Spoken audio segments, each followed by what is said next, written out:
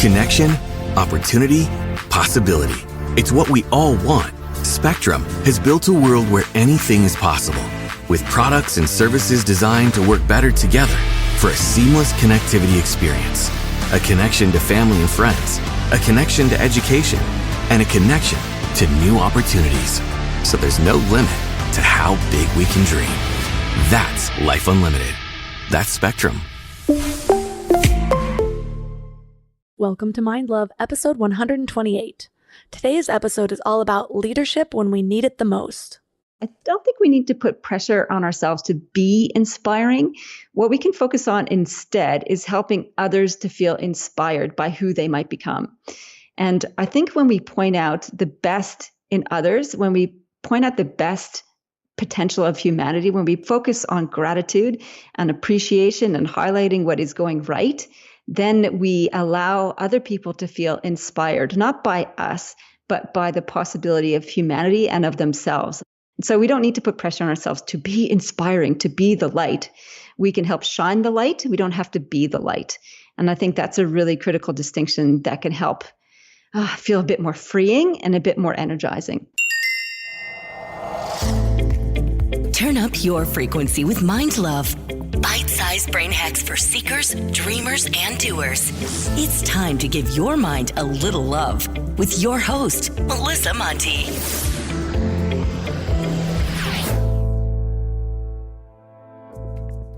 Hi, friends and wild people. First off, if you haven't subscribed to the podcast yet, please hit the subscribe button.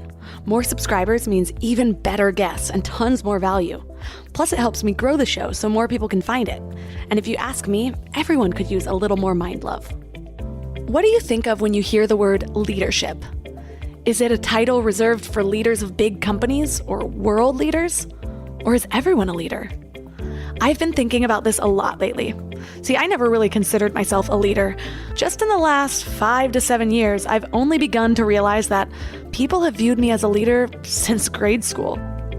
I couldn't see this because I had a very limited definition of the term. And what I've come to realize is everyone's a leader, or everyone can be a leader, regardless of if you have any aspirations to start a company or a community, or even a cult if you're going real big. Just kidding. Or am I? Well, you don't need to be in a position of authority to be a leader. Back in episode 119 with Libby Crow, which is still one of my favorite episodes, so listen if you haven't yet. Well, we talk a lot about being a leader in your own life. I was just reading an article in Psychology Today by an author named Tim Elmore, who says that there are 2 types of leaders: habitual leaders and situational leaders. Habitual leaders are the natural ones. They tend to be really good at leading whatever group they're in. They feel natural at taking charge, and they almost lead out of habit. Situational leaders are those people who make up a majority of the population. Most of them don't even feel like leaders until they find the right situation that fits their passions or their strengths.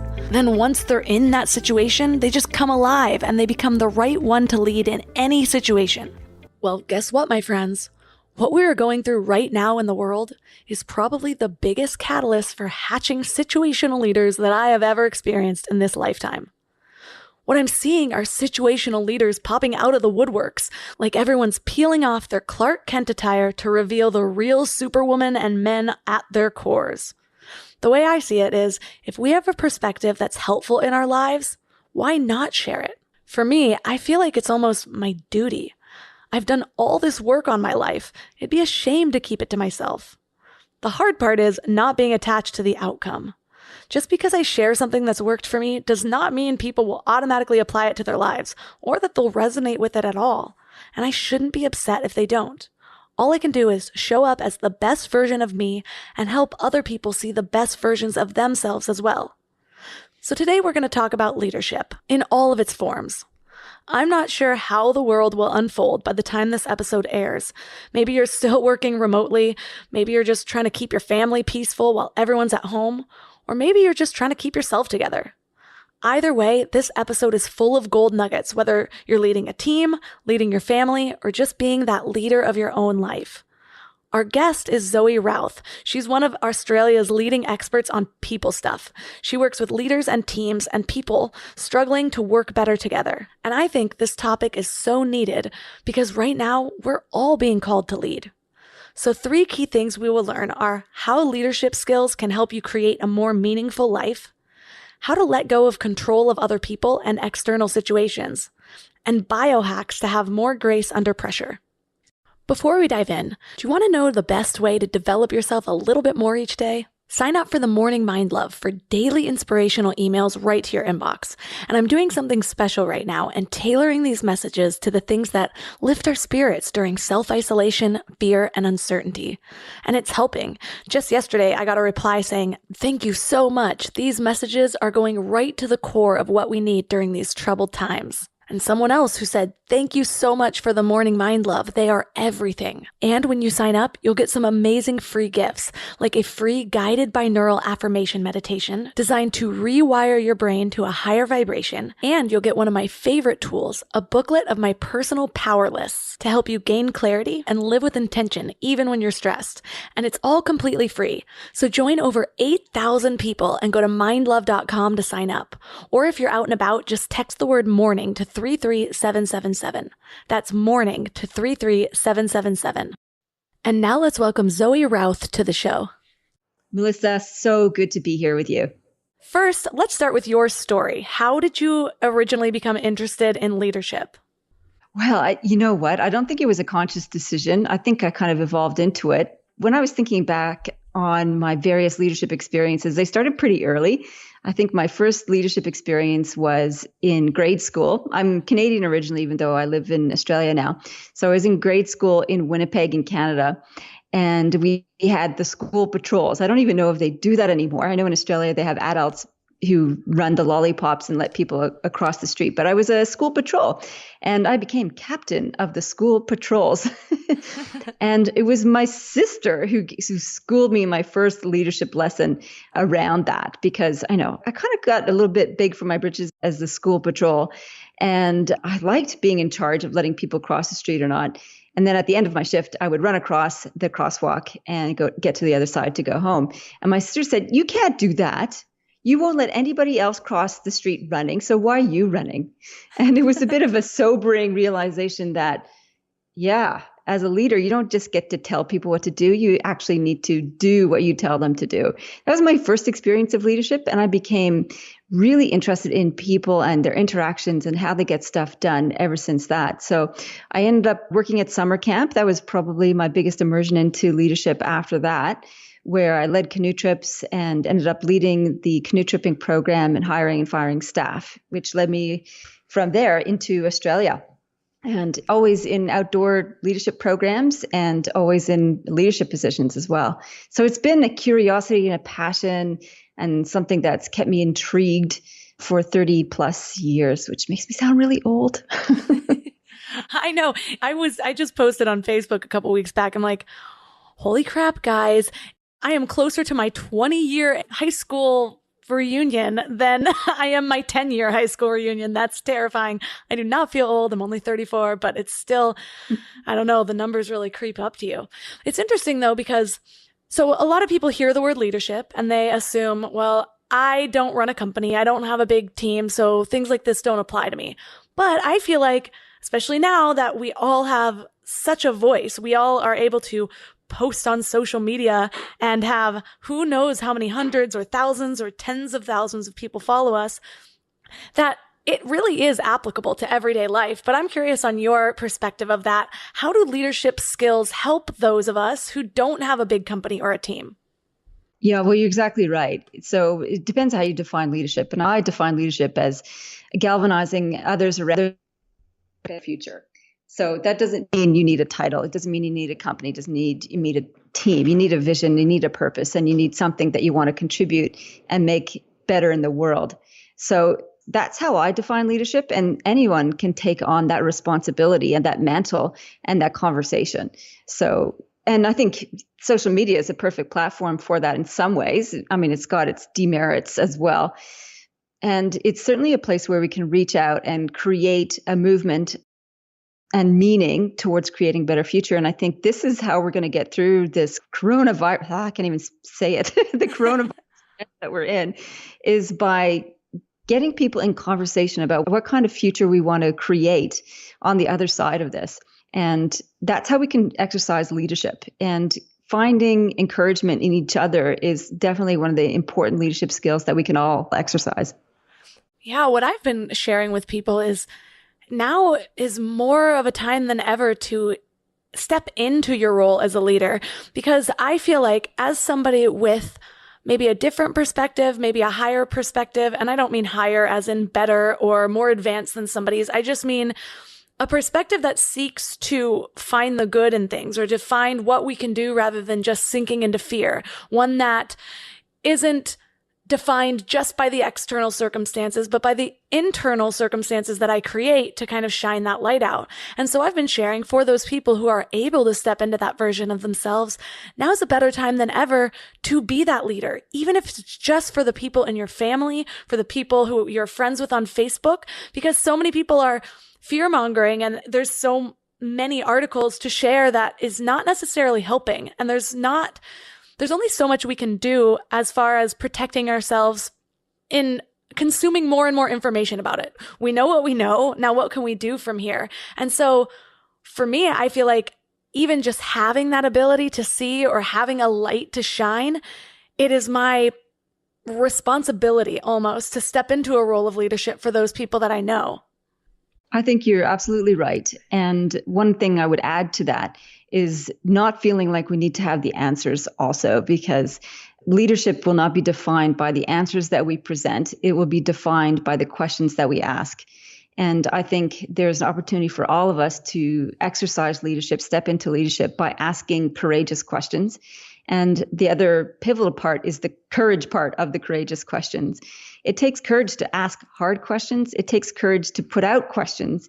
And it takes courage to lead a conversation. And I think that's the starting point for all of us that we can all take moving forward. And I think you're right to say that we don't want to devolve and default into fear either, because defaulting into fear keeps us small.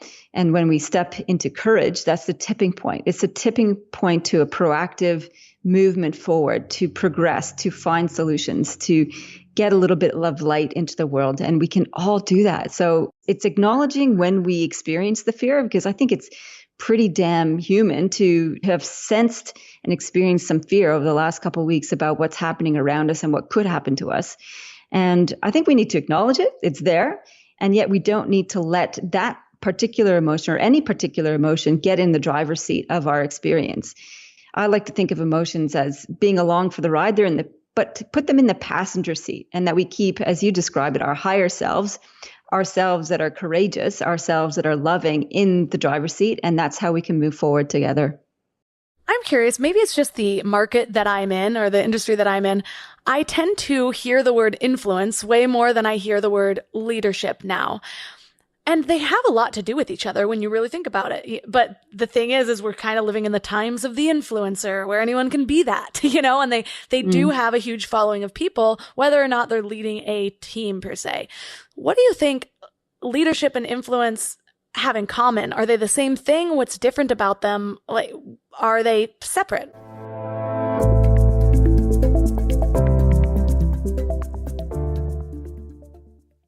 Before we go deep today, I want to give you a little gift, and I want to give it to you every single day. It's called the Morning Mind Love. I know how life can be. You're all fired up after an inspiring episode, and then a new day or a new challenge comes at you, and it's just hard to keep up that energy. Well, the Morning Mind Love is kind of like an oracle from your higher self to help you start each day with a positive focus. Plus, when you sign up, you get 2 free gifts, a 30-minute binaural meditation and 30 days of journaling prompts to help you remember who you truly are. And it's all completely free. So join over 9,000 people and go to mindlove.com to sign up, or text the word morning to 33777. You know what's crazy? After all these years of hosting Mind Love and talking to some of the world's leading experts, one of the biggest eye-openers for me has been just how much our gut affects, well, everything. When my gut feels good, my mind feels clearer, my intuition is stronger, and I just feel more balanced. And that's why I'm excited about Zoë, a science-backed nutrition company that is totally changing how we understand our gut health. They've created the most scientifically advanced at-home gut test, and built the world's largest microbiome database. So when you get your results, you're not getting generic advice. You're getting insights about your body that other companies just don't have the data to provide. There's also just so much misleading health information out there. Food companies even pay influencers to promote ultra-processed foods as healthy. And that's why I love that Zoë relies purely on science, real science. The randomized controlled trial showed that participants were 4 times as likely to report better sleep and more energy, all thanks to the info from the largest microbiome database on the planet. So go to Zoe.com and find out what Zoe membership could do for you. And because you listen to Mind Love, you can use the exclusive code MINDLOVE10 to get 10% off membership. As a Zoe member, you'll get an at-home test kit and personalized nutrition program to help you make smarter food choices that support your gut. That's Zoe.com. Use MindLove10 at checkout. Trust your gut. Trust Zoe.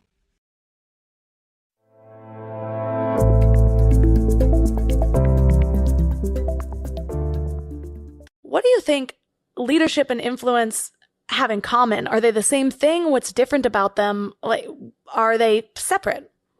I think it's the connotations associated with leadership. And I think many people associate authority with leadership. And it's just an association with the word. And I think that's sort of what's confusing people a little bit. And it's interesting, if you ask a group of people, like if I'm presenting at a conference and I ask how many people feel like they're a leader here, not many hands will go up necessarily unless they're the ones with the title and the position. So I think there's this kind of misnomer that leadership equals authority and position, where it doesn't. Influence is absolutely a critical component to leadership.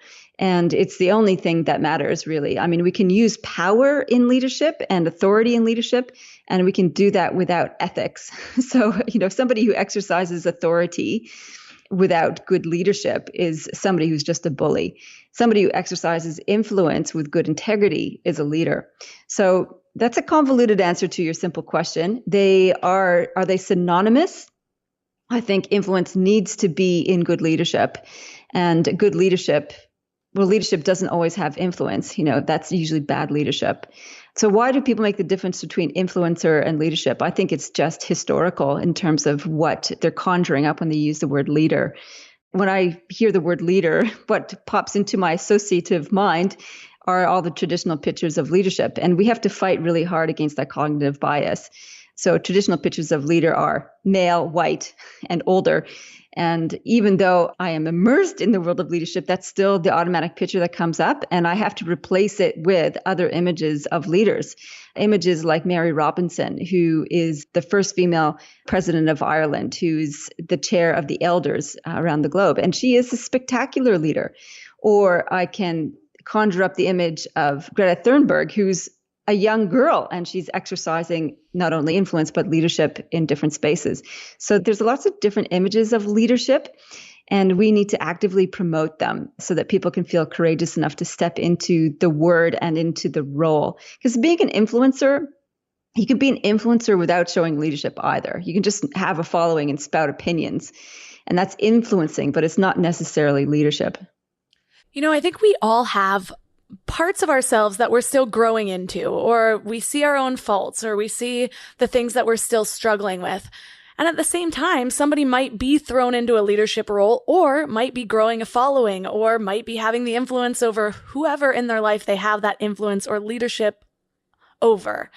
So I'm wondering, how do you both work on yourself simultaneously, where you see where your own faults are, or you see the things that you maybe wouldn't want people to follow in your footsteps, while still being a leader for those around you? What a beautiful question. So the work of leadership is the work of self-awareness. And in order to grow effectively, we need to bring a couple of things to the table. One is humility, and to realize that we need to stay humble in order to keep learning, because I think learning is the other key component, key responsibility as a leader. So staying humble, staying curious also, and curious about what our flaws are and what our responsibilities could be and what is going on for other people is another core aspect of that. And the third part of working through this is having care and compassion for ourselves and for others. And those three things, humility, curiosity, and care, will help steer us through the simultaneous effort of self-awareness and growth and showing up and guiding others. It's interesting. I was just writing a big chapter in my new book around this kind of work for leaders, and it's shadow work. And I think it's a really important piece of deep work that we all need to do. And in doing the shadow work, it helps us to stay grounded and to be compassionate. And the more that we do our own shadow work, the more that we can allow other people to do their work too. And so shadow work, if many of your listeners may be familiar with this work, essentially it's noticing when you start to judge others. And basically that's a projection of the stuff that we're repressing in ourselves. And it's when we say, oh, I don't like that person or that leader because of fill in the blank, X, Y, and Z. It's because there's part of us that we're denying, part of us where we've been arrogant, part of us where we've been judgmental, part of us where we've been dismissive, whatever we're labeling the other person. And when we turn to look at that, where we've been those things, and realize that we're not always the idealized version of ourselves in our brain, that we have these parts of us that aren't so great sometimes, then it's like putting light on some mold. So it's shining a light into the mold of our inner consciousness and cleaning it up, drying it up a little bit. So that's a little bit of shadow work that we need to do. So I think your question is like, how do we do all this stuff? How do we grow ourselves as well as grow the people around us? And I think when we do the inner work ourselves, we just become so much more centered and composed. We actually become the space around which other people can do the same work, and they can feel comforted in our presence. So hopefully that was helpful. It was a bit long-winded. No, it was great. I feel the same, where I've realized too, there are so many parts of myself that I repressed for a really long time. And I didn't even realize I was doing it because I've always been an oversharer. People would always say things like, oh my gosh, you're sharing that with me right now? And I'm like, oh yeah, I got period blood all over my pants. You know? People are like, what? I have always had this fascination with shining light on the things that we don't talk about. And so that's a lot of what this podcast is even about.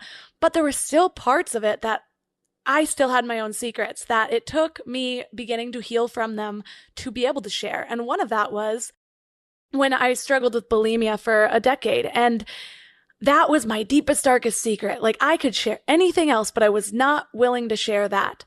Even before I was completely healed, I began to share. And when I did, I found that people suddenly felt okay with opening up to me. And I was helping people that I knew in my own inner circles along with their own healing before I was even healed. And in doing that, it was like it was helping me heal in a totally other way. Because first of all, they would ask me a question and suddenly I wasn't answering it for myself where I had all these excuses as to why I couldn't. I could just see it clearly and help that person through her issue. And in hearing myself say it, I could then more easily apply it to my life because I didn't have my own inner demon fighting with me, if that makes any sense. So it allows you, even just being vulnerable and sharing what you're working through, it allows you to see your own issue from more perspectives because suddenly you're coming at it from a different light, if that makes sense. Oh, totally. And I think the grace of being open-hearted is such a powerful one. So what you're talking about, being an oversharer, is really about being open-hearted. And I use that expression deliberately instead of vulnerable. And even though Brené Brown has done some incredible work in advancing the ethos of vulnerability, I think it's still, like the word leadership has some connotations that is dragging it back from being fully embraced. And I think open-hearted is a better expression, a better concept for us to embrace. And open-hearted means owning all of our stuff and saying, I don't have the answers. I've been through this pain. This is what I've been struggling with, is such a gift to ourselves because we put the light on that mold of our inner consciousness and that little dark space that we don't want to show anywhere. And we dry it up and we heal it. And you're right. And as you hear other people respond to that and just they breathe a sigh of relief because somebody else has articulated the pain that they too are feeling and wondered if they were wrong to feel that way or felt shame around that experience. So I think the more that we can express what we're feeling and experiencing and healing from, the more we give permission to other people to do the same. And it is a collective upliftment that occurs as a result. It's such a powerful thing. And 10 years is a long time to struggle with something like bulimia. That's a lot. That's a lot of deep pain and shame. It must be such a relief to get that out into the open. What's your experience now with it? It's still something that I have to watch. Most days I feel fully healed, but I've noticed my patterns of, I've always been an overindulger. And so in my 20s, part of what birthed this podcast was that I had a lot of different traumas in different areas of my life, both self-destructive and both completely external circumstances. And I had to climb my way out of it. And so what I got used to doing was numbing, and bulimia was one of many of the ways that I numbed. And so because that was one of the last ones that I held on to, and it's not that I was holding on to it, it's that it turned into me holding on to it, and that shifted to it grasping onto me. And so now when I feel very stressed, I will have the old feelings come up, but now I have my toolbox. And so, yes, I can walk around the block. I can do a little mindful meditation. I can start speaking out loud to myself that, no, you are wanting to do this and this has never gotten you anywhere good. Or you are craving overeating, and what this is going to do, you're going to eat that muffin, then you're going to eat another muffin, and then you're going to reach that point where you're too far gone and you're going to want to vomit it up, and then you're going to be in a shame spiral, and then you're going to be crying on your bed. Why are you even considering having that muffin right now? So I'll say those things out loud because hearing it will shift my perspective. And it's not just this little belief that's slowly running my life where I'm just unconsciously making the behaviors. I'm hearing it, and it almost sends a shock to my system, and I will be more likely to make a different decision. So it's just so interesting how so much of healing, or so much of even understanding other people, is trying to figure out your own mind games to shift your perspective into something else about the situation or something else about the person. And a lot of times all we're doing, whether we're understanding a situation or a person, is we are creating a story in our head that may or may not have truth. And so just understand, what is that story going to result in, and can you shift it to something else in order to have a more positive outcome? I think that's wonderful. So the fact that you speak it out loud it gives it some form, which you can look at and appreciate and go, that's just crazy. And I experienced that method as a circuit breaker as well. So just the other day, my husband and I are both in lockdown, and it's the first time where we've both been working from home for an extended period of time. And he was snapping at me a little. And I just turned to him. I said, how are you going right now? What are you experiencing right now? How are you feeling right now? Are you unsettled? Because I feel unsettled. And then just naming it just cut the tension. It wasn't that I was irritating him. It was everything else that was going on. And so I think when we can name our emotions, or name the thoughts that are creating those emotions by giving them a voice, telling the story, it's kind of like, oh, that's really what's going on. It's really helpful. This happened to me the other day, actually. Like, I was just getting caught up in anxiety and feeling teary and not feeling competent and able. And I reached out to my community of fellow thought leaders and professionals and said, I don't know if anybody else is going through this, but I'm feeling really not capable. I'm tired of holding the load for everybody. And I'm imagining all of you sailing through like gracefully with no challenges. Can you please let me know if A, this is your same experience, the up and down nature of going through this coronavirus crisis, and B, if it's not, what are you doing so that I can experience some of whatever you have, and C, I don't know what else. And so I reached out to people and just put voice to that experience. And then I got inundated with calls and messages around like, yeah, me too, me too, me too. And with some also helpful suggestions, and just got flooded with love. That was it. Circuit breaker over. And I was like, oh, I feel so much better. So the suggestion of speaking it out loud, like the conversation, the story you have in your head, is such a powerful one, because you realize that we catastrophize so much and we create the storm within us and we give it power in our imagination. But as soon as we get it out there, written or spoken, it kind of just goes, fizzles like an empty balloon. Right. And I got two things out of what you just said. The first being that in doing that, number one, a lot of people think that because they're a leader, they all of a sudden lose the ability to ask questions or to admit what they don't know, or maybe what they're not handling the best. But I will say there have been a few different times that I've had somebody that I consider a mentor or a leader for me that I've asked a question and they're like, I don't know that, but I know the perfect person to ask. And in doing that, it makes me trust them even more. And then also when you ask a question like that to a community and you name the story you've been saying, like, I'm imagining you guys all just dealing with this so gracefully, that gives people the perspective that, well, what am I imagining everyone else to be doing? What imaginary comparison am I holding myself to that is not serving me at all? And so it kind of helps people not only connect with you more, but it shows them a new way to handle their own stress. And it allows you guys to, or everyone to, kind of connect about that certain issue and come up with almost a mastermind version of answers to it. So they're learning from you, they're learning from everyone else in your community, and it builds a little bit of community with just something so easy or something so simple as this one issue that you're personally dealing with. Yeah, exactly right. I love that. It's like, let's curate our mastermind around the story that we're collectively and individually talking about. And what I discovered is that people are dealing with very difficult situations across the board, and mine is easier compared with some.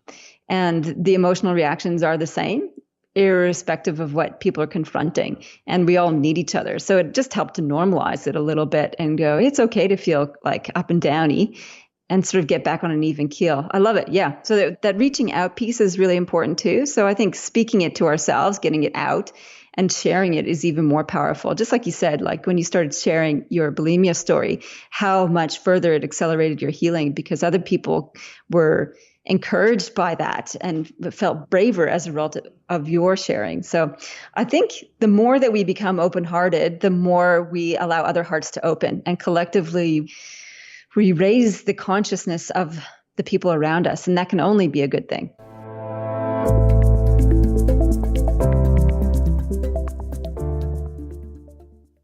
You know what I love about the start of a new year? It's kind of like opening a fresh notebook. 365 blank pages just waiting to be filled with your story. But sometimes we get stuck trying to write that story alone.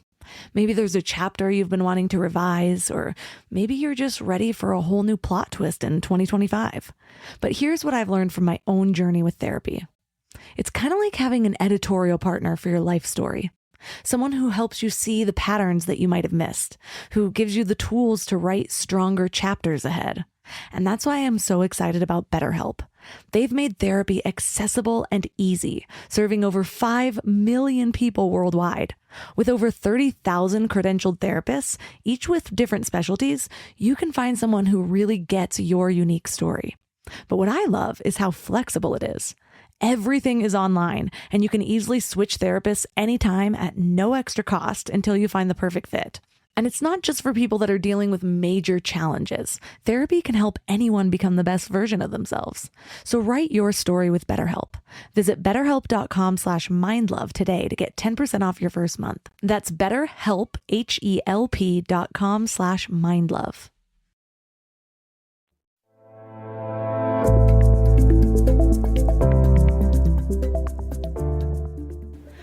So I know right now we're dealing with so much just uncertainty. This is a completely new world than most of us have been exposed to at all ever in our lives.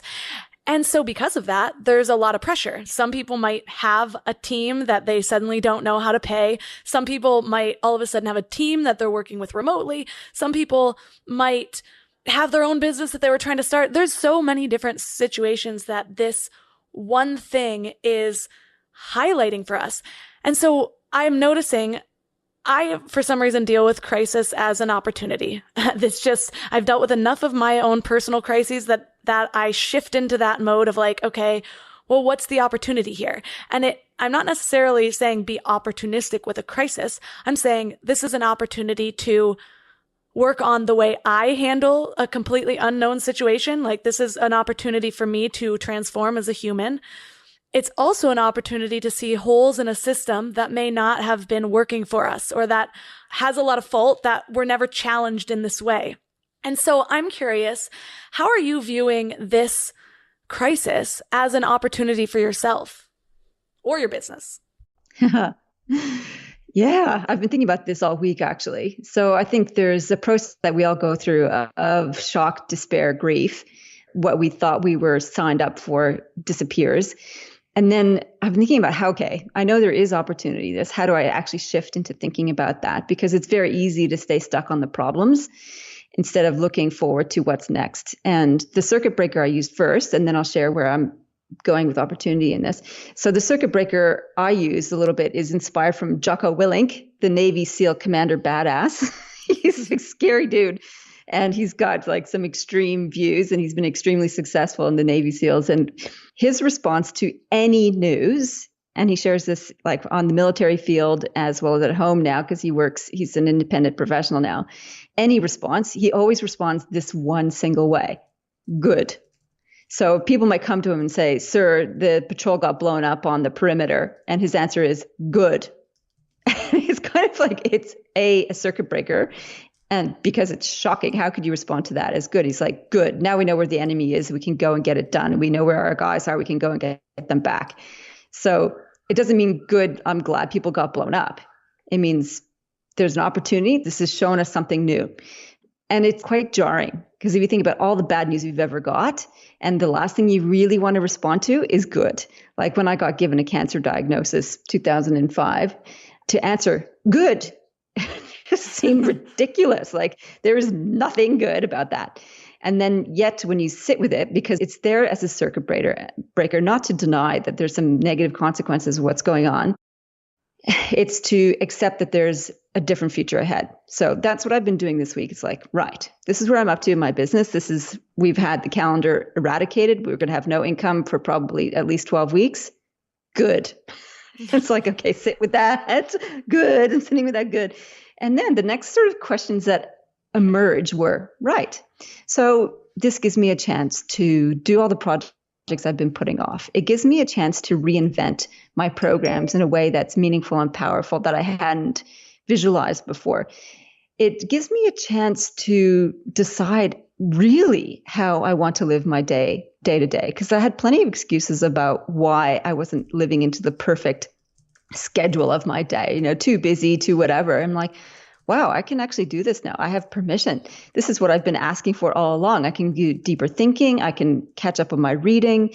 I can think about the future and how I can, as you were discussing, and it's something that I'm really energized about, it's like, what are the holes in our systems? What kind of new systems can we create in our education, in our healthcare system, in our economy, in our government and business relationships, in employment, that we have the opportunity now as a collective across the globe to invent something completely new, which is global, interconnected, purpose-driven, and ethically crafted.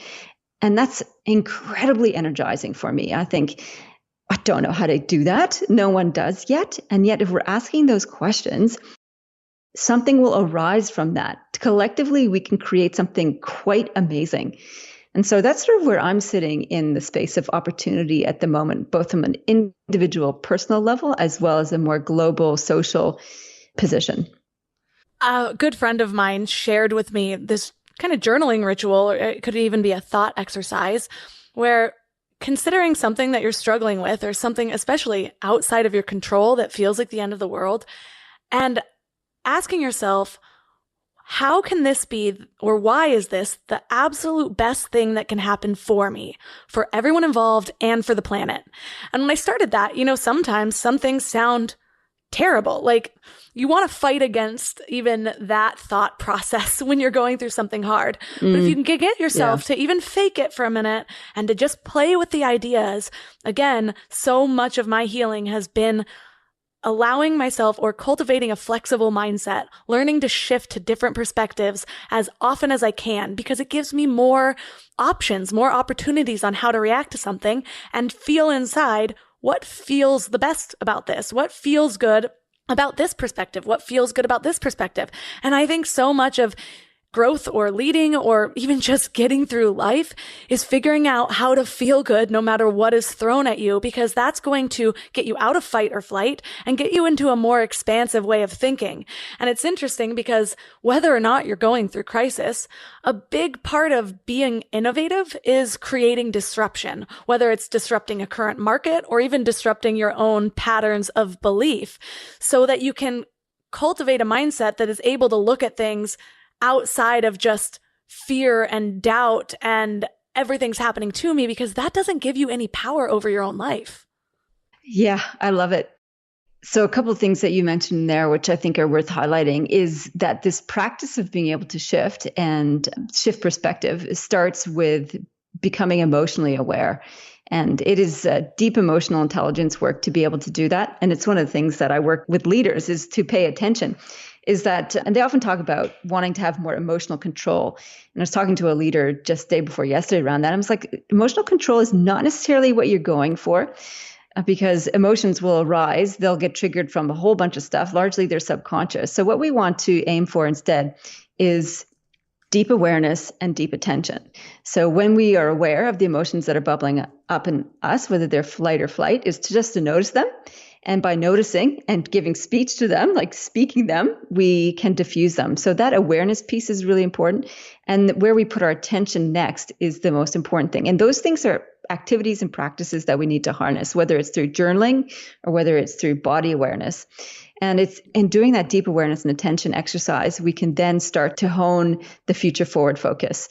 Because often what I find is that people default to just obsessing over the problem instead of the possibility.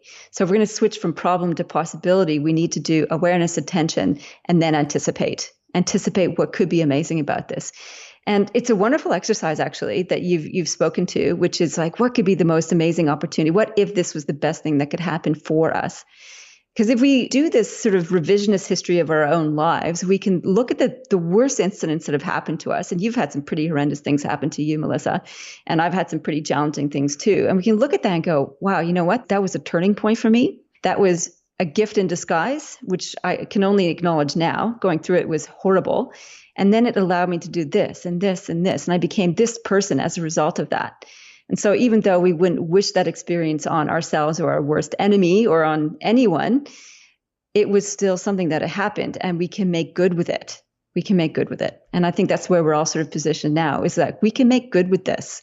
And there's a lot, not to demean or diminish or disregard any of the difficulties that people are going through. And there are a lot of difficulties that people are facing. It's that we can earn the right to make something good of it by paying attention to it and then shifting to the anticipation of what could be good. I really resonated with that thing you said about the emotional control, because that's how I lived my life for a really long time. I thought I was doing okay because I wasn't allowing it to affect me. And I'm using air quotes right now, when what I didn't know is that I was repressing all of my emotions. And so just because I wasn't crying all over everybody around me doesn't mean I wasn't crying alone in my room way too often, but I looked like I had things together on the outside. But deep inside, not only was I crumbling, but then I started to self-sabotage in ways that seemed beyond my control. And so the where to put your focus thing that you mentioned is what I consider emotional channeling. So instead of emotional control, it's like, how are you going to channel these emotions? Because it's good to feel them. And sometimes that might be crying alone in your room. Other times it might be journaling or something that can help you express what you're feeling so that it doesn't start to rule you from the inside out. It starts to move through you so that it becomes something else. Because that's what I think of emotional repression, is that, it's just blocking up your system. It's blocking up what could become of this. Whereas if you let it out, it kind of channels it. It just allows it to express itself through you. But a big part of that too, I've found, is, first of all, you're kind of letting the emotions run through you, but it also has to do with figuring out a way to let go of control of your external circumstances, whether it's what other people are doing or whether it's what's happening to you.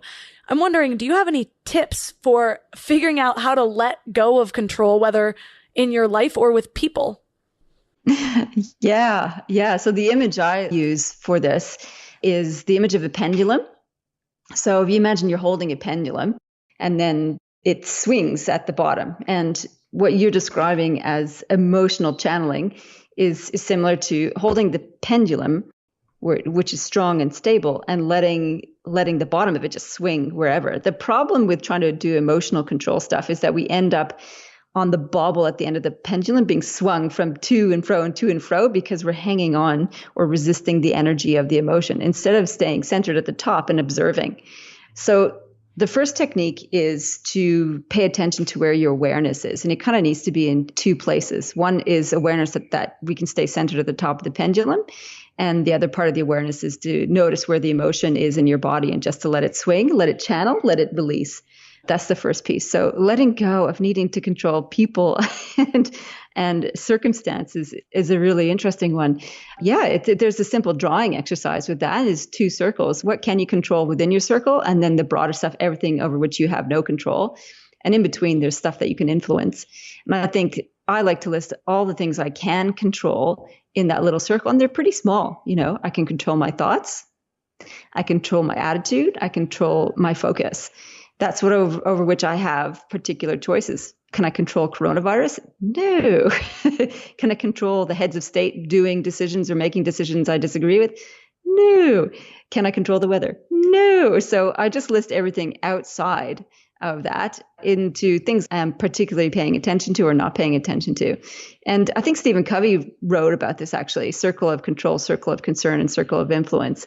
So when we focus on the things over which we do control, that sense of control actually expands. So we feel more powerful, ironically. So even though the list of things over which we have control is so small, when we focus on them, we actually feel way more powerful. So that's sort of how I come back to it. It's like, right, let's identify the stuff over which I can't, over the stuff over which I can control. And then it feels much better. So yeah, I can choose to make a schedule for the day. I can choose to exercise. I can choose to eat well. I can choose to take a break. Like there's a lot of things over which I can choose and decide on moment to moment. And that feels really amazing because no one can make me feel bad without my permission. And who was that? I can't remember who said that, but it's an awfully good quote. It reminds me of, so I grew up like going to Narcotics Anonymous and Alcoholics Anonymous with my dad. I was always the kid playing with blocks in the corner while everyone told horrific testimonies when I was like 3 years old. But I'm just glad he was sober, so whatever. But the serenity prayer comes to mind when I am having control issues. It's like, God, grant me the serenity to accept the things I cannot change, courage to change the things I can, and the wisdom to know the difference.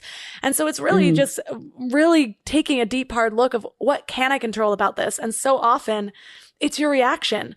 But right now also, so many people are dealing with a pressure they haven't quite ever had to deal with before, whether they have employees underneath them, whether their family's relying on them, whether it's just their own internal pressure of surviving this. So I'm curious, how do you deal with grace under fire?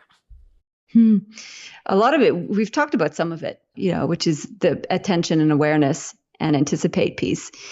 A large part of it, I start with biohacks. So biohacking is paying attention to your own body because our body is a great gift. It's the vehicle through which we experience life. So my main tip around grace under fire, first of all, is nose, toes, and pose.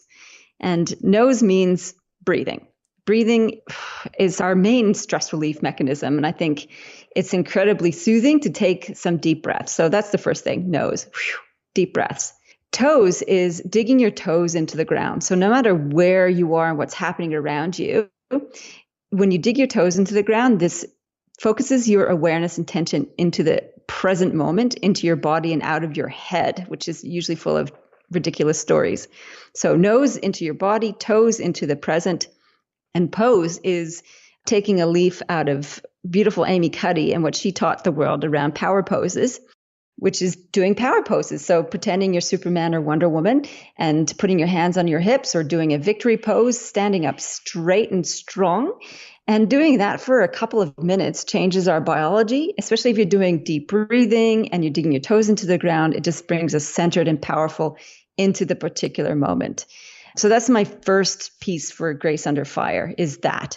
And the second piece is what you've already alluded to, which is journaling. So getting the stuff out of your head onto paper diminishes its influence over us and makes our challenges and our problems seem more manageable, especially if we get them down onto one page. So these are all the things that I'm worrying about. And it's amazing how useful it is when you look back over your journal a couple of weeks later and go, wow, I can't believe I was worrying about that. It seems so inconsequential now. So I think those are some useful things. And the third one is to reach out to others. So as I described earlier, I just reached out to my community when I was like, I don't want to do this alone. Like, what else are people going through? How are they feeling? And sharing. And that probably is one of the most important pieces, is especially as leaders, we can feel like it's all on us. The buck stops with us. We're the boss. We're the CEO. We're the leader of our family. And we're supposed to be strong for everyone else. And when that gets too much, we need somebody else to lean on, a peer, a friend, a colleague. And I think that is probably the most underrated aspect of it. And there's a lot of our ego that holds us back from reaching out. And I think we just need to ditch that. And as we've talked about, Melissa, and you've shared too, is that when we share our vulnerabilities, our open-heartedness, it actually strengthens everyone. So those are my 3 recommendations: nose, toes, and pose, journaling, and community. I love the community part of it, especially right now, because it's so interesting. Right when the quarantine was announced, I was more virtually connected. I was actually more connected to other humans than I had been in a really long time, because I have my routines and whatever, and suddenly my entire routine is disrupted. And it's easier to connect with somebody with a click of a button than having to make a plan to go to a coffee shop and put on real pants. So it's just interesting though, because are you living in yoga pants now?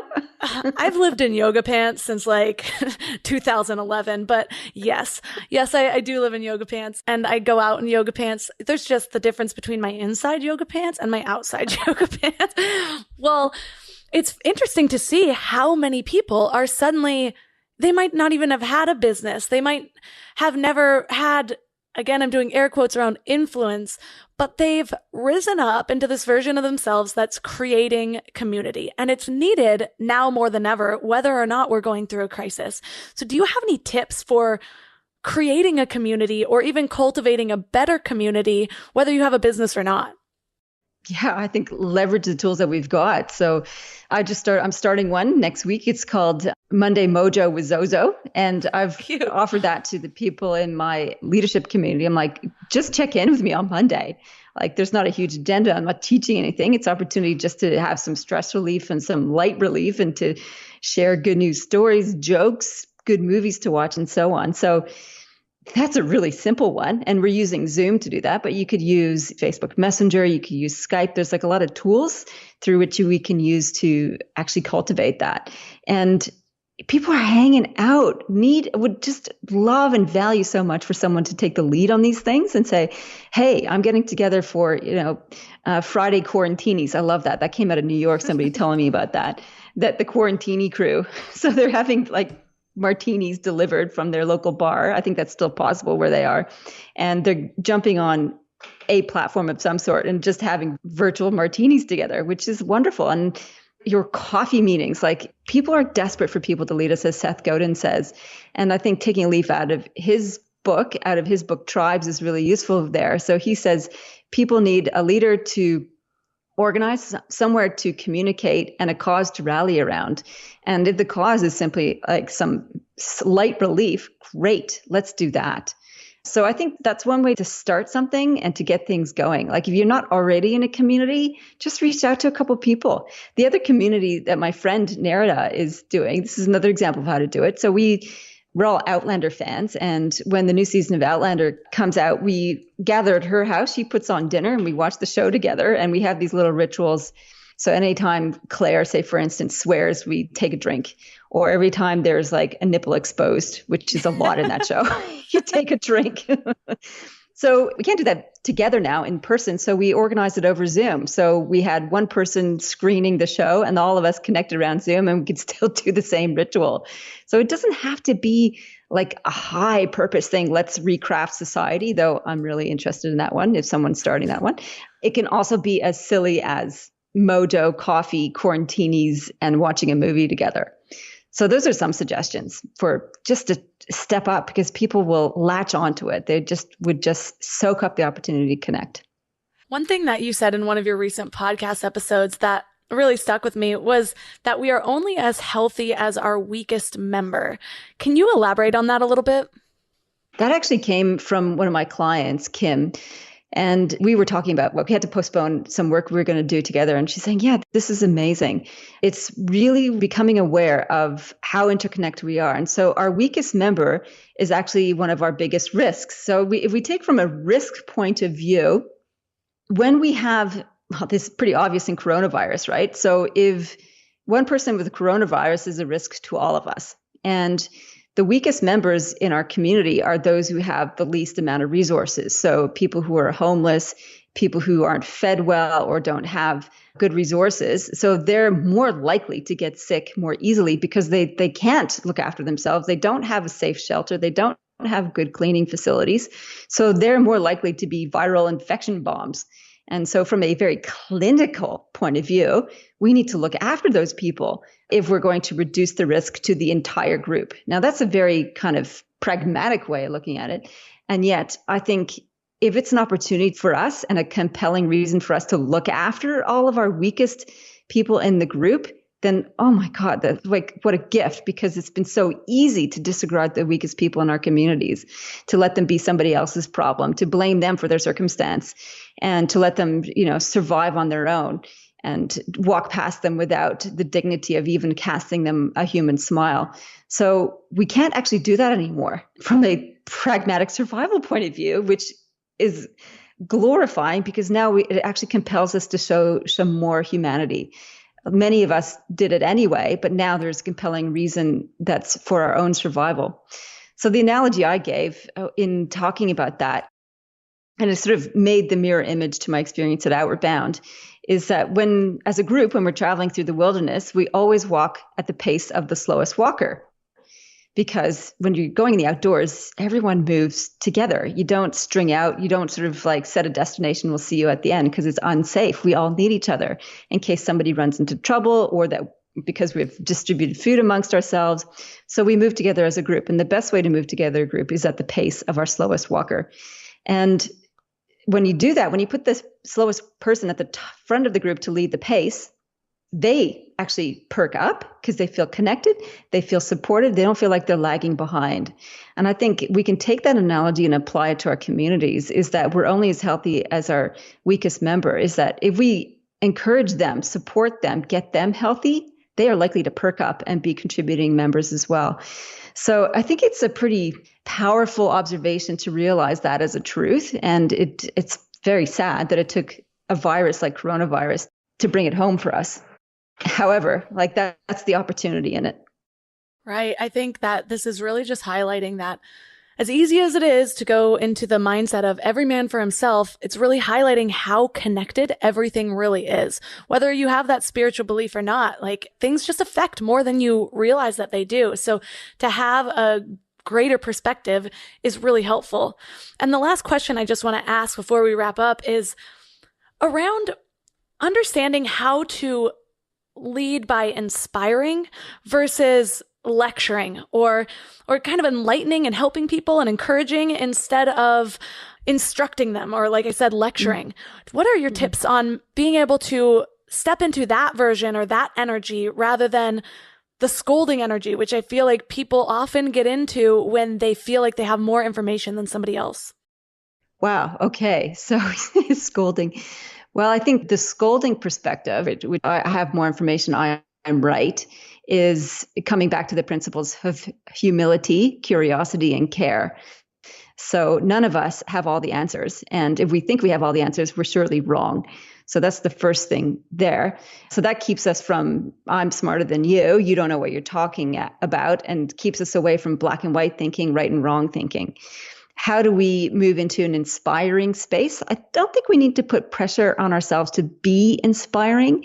What we can focus on instead is helping others to feel inspired by who they might become.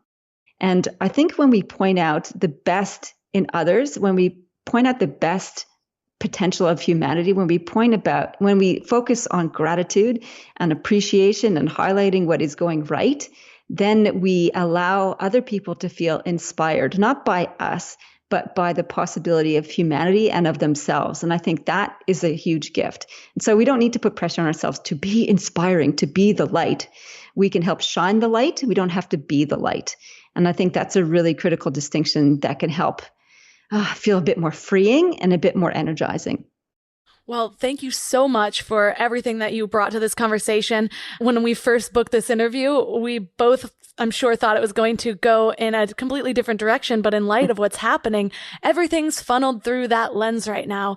And I'm actually really grateful for it, because regardless of if this is listened to long after this is over, all of these things highlight something about leadership to a whole different degree than we might have seen it before. It seemed like something that could be an option, whereas now it seems like a necessity. So thank you for everything that you've taught us today. And for listeners who are really resonating, where's the best place that they can connect with you online? So people can head to my website, zoerouth.com, ZOEROUTH.com, or find me on LinkedIn. I'm often hanging out there. And it's been wonderful to spend time with you, Melissa. You have a wonderful energy, and you are a leading light. You are a shining light in the world and helping to uplift others. And I am grateful for that. For all the links in this episode, go to mindlove.com/128. I challenge you this week to ask yourself, where in your life are you being called to lead? Or where is there an opportunity to lead? And what does that look like for you? Being a leader can mean creating a community. It can mean helping develop people. It can mean being a mother, or just being the light that you wish to see in the world. A lot of times, we don't see the leaders that we really are, and it's just because we're doubting ourselves or we're limiting our fullest expression. You are a leader to someone, whether you know it now or you find it out 20 years from now, like I did. So challenge your own beliefs about yourself and see what happens. If anything, you'll just awaken parts of yourself that might have been yearning to be expressed. If this episode was helpful to you, please share it on social media. Take a screenshot and tag Mind Love Melissa and/or Mind Love Podcast, or share it with somebody who you think it could help as well. If you haven't yet rated the show, please leave a 5-star review. It really helps grow the show, and it helps me get even more great guests. And subscribe, because you obviously don't want to miss the next episode of Mind Love. So I'm sending you all so much love. Hope you're staying safe and healthy and sane. And thanks for giving your mind a little love today, and I'll see you next week. Thanks for tuning into Your Higher Frequency with Mind Love. Head to mindlove.com for a free gift to keep your vibes up until next week.